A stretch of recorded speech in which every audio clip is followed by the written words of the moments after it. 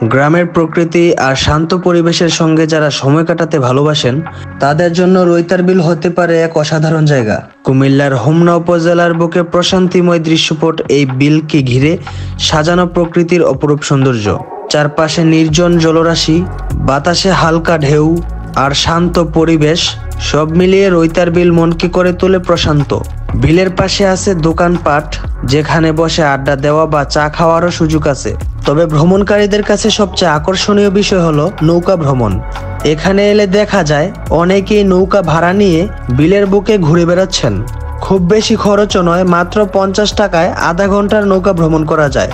আমরা নৌকায় উঠিনি, কারণ গ্রামের মানুষ হিসেবে নৌকা তো আমাদের প্রতিদিনের সঙ্গী। তবে যারা বাইরে থেকে আসেন তাদের কাছে এই নৌকা ভ্রমণ হয়ে ওঠে ভিন্ন রকম আনন্দ।